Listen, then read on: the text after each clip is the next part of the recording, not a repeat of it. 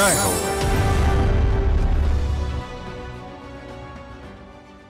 ఆ ప్రతిభను చెప్పడం అంటే ఆకాశంలో నక్షత్రాలను లెక్కించడమే. ఆహార గింజలపై ఆ అక్షరహారాల్లో ఆమె ఆత్మవిశ్వాసాన్ని చూడాలి. మొక్కవోని దీక్షతో మౌనంగా ఎదిగిన క్రమాన్ని అంచనా వేయాలి. బియ్యపు గింజలపై భగవద్గీత శ్లోకాలకు ఆకృతినిచ్చిన, శిరోజాలపై రాజ్యాంగ ప్రవేశిక రాసిన ఆమె కళాత్మక దృష్టికి సలాం చేయాలి. మహిళా సమస్యలపై ఆర్తి ఉన్న భాగ్యనగర యువతి రామగిరి స్వరిక న్యాయాధికారి కావటం లక్ష్యంగా పయనిస్తున్నారు. చదువులోనే కాకుండా తనకెంతో ఇష్టమైన సూక్ష్మ కళల్లోనూ మేటిగా గుర్తింపు తెచ్చుకున్నారు.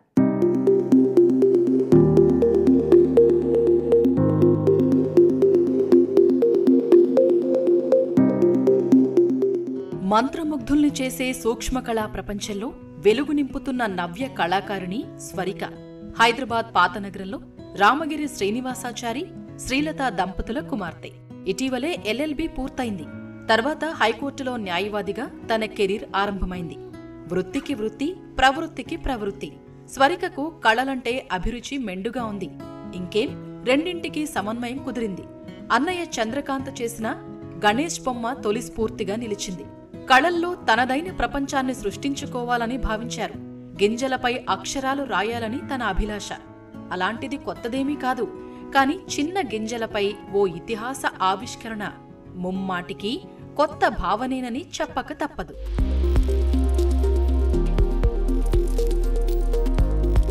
నా పేరు రామగిరి స్వారిక. నేను 6 years నుంచి మైక్రో ఆర్ట్స్ చేస్తున్నాను. యాక్చువల్లీ చిన్నప్పటి నుంచి నాకు ఆర్ట్స్ చేయడం అంటే చాలా ఇష్టం ఉండేది. సో మా బ్రదర్ పేపర్తో వినాయకుడు చేస్తుండే. సో తనని చూసి ఇన్స్పైర్ అయ్యి నేను కూడా ఏదైనా చేయొచ్చు కదా అని మైక్రో ఆర్ట్స్ చేయడం స్టార్ట్ చేశాను. సో బిగినింగ్ స్టేజ్లో ఒక రైస్ గ్రెయిన్ తీసుకొని దాని మీద వినాయకుడిని డ్రా చేశాను. ఆ తర్వాత ఒక రైస్ గ్రెయిన్స్ మీదనే కాకుండా వేరే వాటి మీద కూడా ఆర్ట్స్ చేయాలని నువ్వుల గింజల పైన, హెయిర్ స్ట్రెండ్స్ పైన, టామరిన్ సీడ్స్ పైన ఇలా వేరియస్ ఆబ్జెక్ట్స్ పైన ఆర్ట్స్ చేస్తున్నాను. బాల్యంలోనే ఏర్పడ్డ సంగీత, చిత్ర కళాభినివేశం స్వరిక సూక్ష్మ కళా పయనాన్ని సుసాధ్యం చేసింది. మైక్రో ఆర్ట్ను ఎంచుకున్న కొద్ది కాలంలోని అనేక కళాకృతులు సృష్టించి అలరించారు. చిన్న బియ్యం గింజపై ఆంగ్ల వర్ణమాలలోని అక్షరాలన్నీ రాసి మంత్రముగ్ధుల్ని చేశారు. ఎంతో కష్టమైన, సంక్లిష్టమైన కళలో అద్భుతాలను ఆవిష్కరించారు.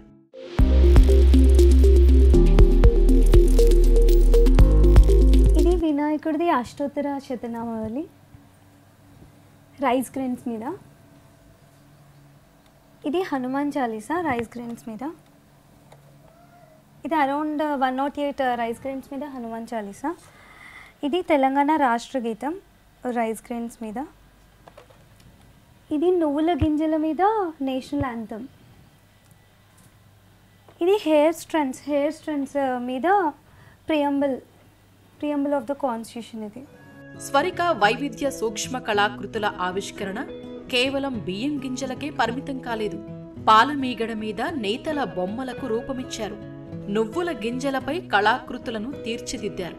శిరోజాలపై రాజ్యాంగ ప్రవేశికను రాయటం, వచ్చిన గుర్తింపు చూసి అమ్మ ఓ సలహా ఇచ్చారు.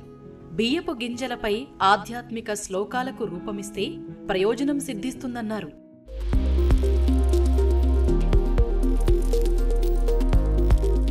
ఇప్పటి వరకు నేను మోర్ దెన్ 2500 ఆర్ట్స్ చేశాను. ఈ 2000 మైక్రో ఆర్ట్స్ చేసిన తర్వాత నాకు ఏదైనా యూనిక్ వేలో ఒక పెద్ద ఆర్ట్ వర్క్ చేస్తే బాగుంటుంది అనిపించింది. కోవిడ్ టైంలో ఫ్రీగా ఉన్నప్పుడు నేను డైలీ ఆన్లైన్ క్లాసెస్ వింటుండే ఆ టైంలో.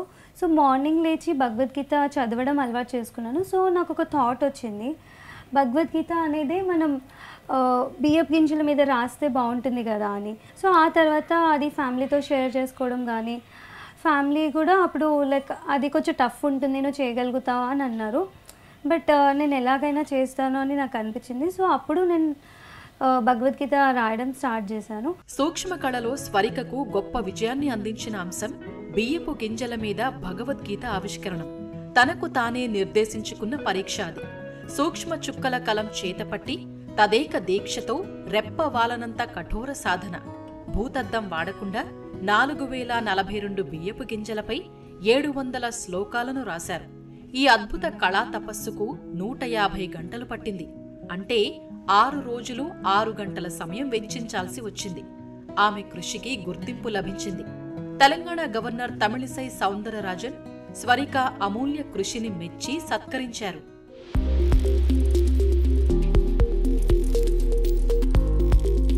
సో భగవద్గీత అనేది 4042 రైస్ గ్రెయిన్స్ మీద రాశాను. ఇందులో అరౌండ్ 36,000 వరకు వర్డ్స్ ఉన్నాయి. 700 శ్లోకాస్ ఉంటాయి. ఈ ఆర్ట్ వేయడానికి నాకు 150 hours పట్టింది. అంటే డైలీ ఒక 6 hours టైం స్పెండ్ చేసేదాన్ని. మార్నింగ్ టైంలో 4 o'clockకి లేచి డైలీ అలా ఆర్ట్ చేసిన తర్వాత నేను క్లాసెస్ వినేదాన్ని. అండ్ ఈ ఆర్ట్ చేసేటప్పుడు లైక్ స్ట్రగుల్స్ కూడా కొన్ని ఫేస్ చేశాను. అంటే ఐకి చాలా ప్రాబ్లం అయ్యేది. పాలమీగడ మీదనే కాదు, ఐస్ క్రీముల మీద కళాకృతులను తీర్చిదిద్దారు. హనుమాన్ చాలీసా రాశారు. సూక్ష్మ కళలో గడించిన అనుభవం, సాధించిన విజయాలు ఆమె అసాధారణ ప్రతిభకు, అచంచల దీక్షకు నిదర్శనం. చిన్న క్యాన్వాసే కళాత్మక మాధ్యమంగా అద్భుతాలు చేసిన ఆమె అమూల్య కృషిని ప్రపంచం గుర్తించింది. 2017లో ఇంటర్నేషనల్ ఆర్డర్ ఆఫ్ రికార్డ్స్లో స్వరిక స్థానం సంపాదించారు. అనేక పురస్కారాలు వరించాయి.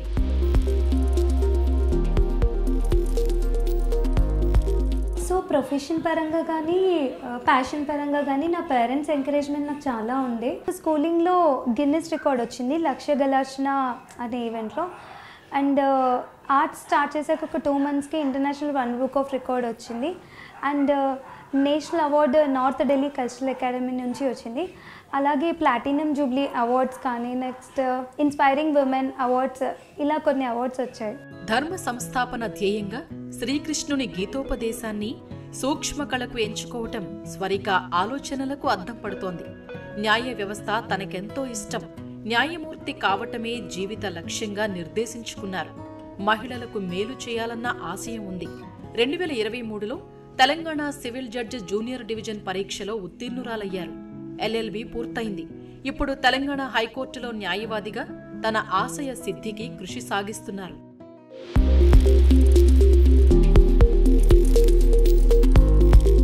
సో నాది LLB ఫినిష్ అయ్యి 2 years అయింది. జూనియర్ సివిల్ జడ్జ్ అనే ఎగ్జామ్ ఉంటుంది, దానికి ప్రిపేర్ అయ్యాను. రీసెంట్గా 2023లో నేను జూనియర్ సివిల్ జడ్జ్గా సెలెక్ట్ అయ్యాను. సో నా ప్రొఫెషన్కి ఎలా అయితే టైం ఇస్తానో నా ప్యాషన్కి కూడా నేను అలాగే టైం కేటాయిస్తాను. అంటే ఎవ్రీడే అట్లీస్ట్ ఒక 2 hours అయినా నా ఆర్ట్స్ కోసం నేను టైం స్పెండ్ చేస్తాను. విజయ తీరంలో ఓ గెలుపు కెరటం స్వరిక ఉత్తుంగ తరంగంలా మారి మరిన్ని విజయాలతో అంతర్జాతీయ గుర్తింపు సాధించాలన్నదే తన ఆశయం. లక్ష్యం నిర్దేశించుకుని నిబద్ధంగా కృషి చేస్తే విజయం సొంతమవుతుందని స్వరిక కళా జీవనయానం నిరూపిస్తోంది.